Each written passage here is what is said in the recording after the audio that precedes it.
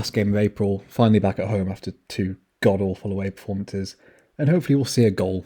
And hopefully it'll be the final game without Ruben Neves, because apparently he's back in May, right? But I think this is actually a good game for Wolves to rebound in. I've got nothing against Brighton, but they're not a great side, at least at the back, and we need to just score a goal. And Brighton have kind of got a mid-table level defence, and they've got nothing to play for. In terms of goals scored, Brighton are below us, which seems mental. That a team scored less than us, but they have 2 goals less than us, and they've conceded a lot more as well. So on paper, this should be an easy win, but I don't really see where a goal is going to come from right now. And as much as Brighton have scored less goals than us, when you look at expected goals, they're kind of, we're second from bottom. We should have only scored one more goal than Norwich, according to XG, which is mental. And when you watch Brighton, at least they're like getting in good areas and having shots, and they're 8th in the league for just shots. I know that's a very basic metric, but we're third from bottom, and I think that's kind of reflected when you watch us. And it never really feels like we're going to score a lot of time, even though we've been clinical with our chances. And a lot of that's obviously just down to like player quality. When you look at Brighton's forwards, Neil Maupay's a fine Premier League striker, but that's kind of it. Jurgen Licardi still plays for them. That's mental. But Trossard's okay. Danny Welbeck's fine. Like Alexis McAllister's kind of like a hybrid attacking midfielder, I guess. But there's not a lot of quality there.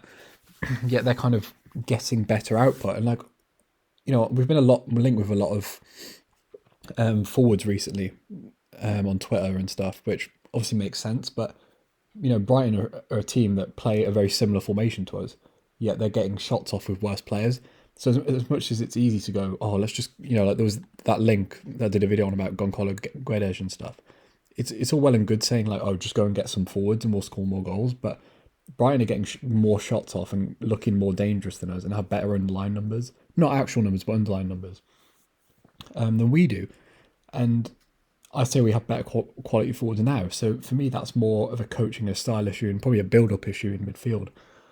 Maybe even fullbacks, than it is anything else, to be honest. But in terms of the 11, we've kind of got a lot of injuries right now with Kilman, Pedence, and probably Pedro Neto not being fully fit enough to start.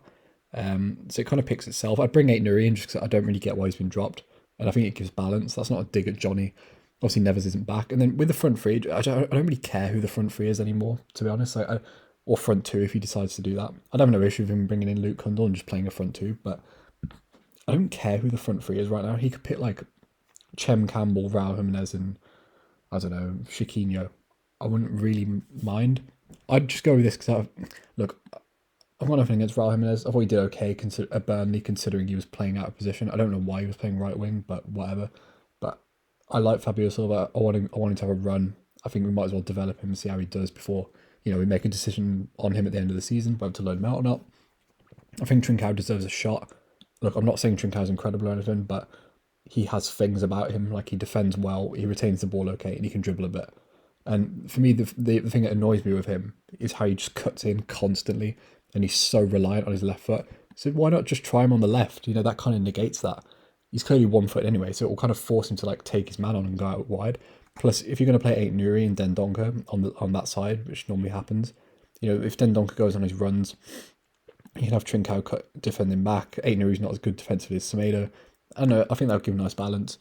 And I don't think you can really play Fabio Silva in the front two. And then Chiquinho, I just want to see him play. I'm just curious. I want to see him. I know apparently he's on the same level as Chem Campbell or whatever, according to Bruno Lage, but whenever he's come on, I know he's only played 56 minutes, by the way. I'm not gassing up someone that we've barely seen, but I'd rather watch him than Hwang right now.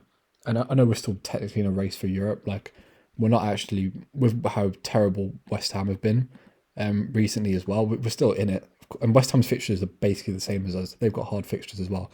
So we could win this game, go level with West Ham, beat Norwich, and then for all we know, West Ham don't win a game towards the end of the season. We've got Europe. But it feels like with the attack right now, Bruno's not going to be able to do anything between now and Saturday to do anything with the coaching. So you might as well just try Chiquinho and just, for all we know, you could just, kind of be an unknown quantity and just do something. And it feels like we kind of needed just a bit of a spark. Maybe Chiquinho's that, maybe Chem Campbell's that, I don't know.